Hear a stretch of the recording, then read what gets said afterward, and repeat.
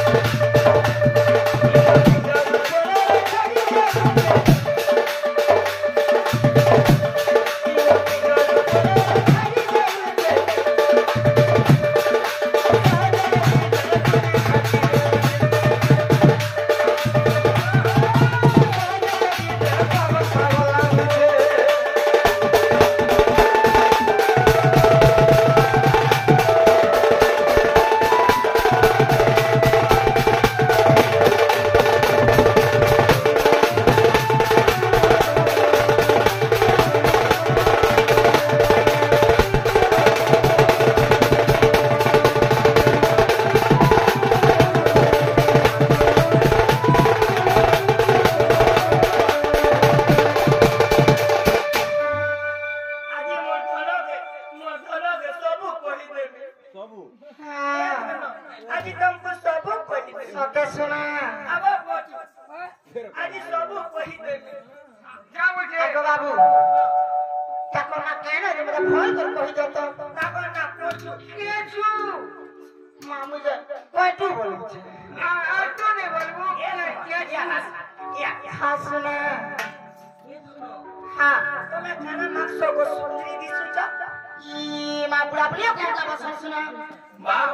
बुढ़ा बुढ़ी बोलू छे बुढ़ा बुढ़ी हेले बिहारे रो ये धरो हां अबे पानी बोली सुनो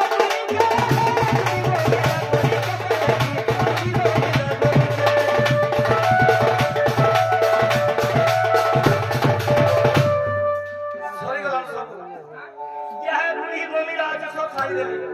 का बोलोगे आसो तो ए बाबू के चू ये मत धनो के भी नहीं मैं रियली फल पाई मां हां कितना दिल हो हां अरे ये मो सब किसी ना नहीं बाबू ना ठोकु छ लो ठोक तक लो भी जाय छ मु जानि छ हां तो पानी बोली सुनो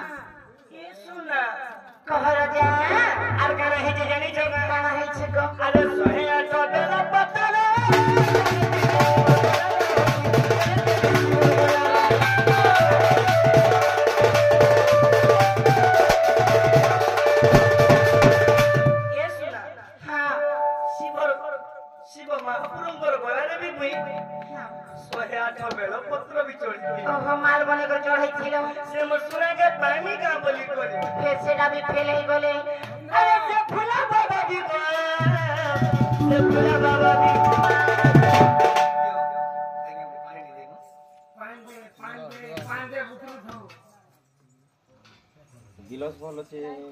के बिछले मन बिछला बागनी बड़े पूछन से बाबू रे ए बिला अरे भोला बाबा भी तो नहीं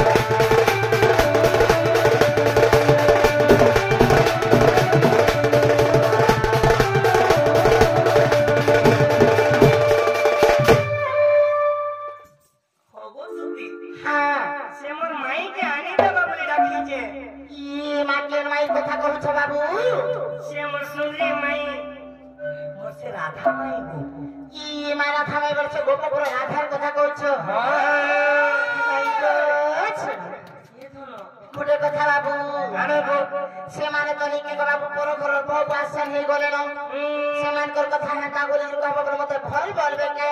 କାଇଁ ଯେ ନାଇଁ ଗୋ ଆନା ହଁ ତୁମେ ଯଦି ନାଇଁ ଆଣି ଦେଲେ କିନି ହଁ ମୁଁ ମରି ଯିମି ଇ ମା ତମର ମରି ଗଲେ କାଲି ତମର ଢୁଳି ଯିବା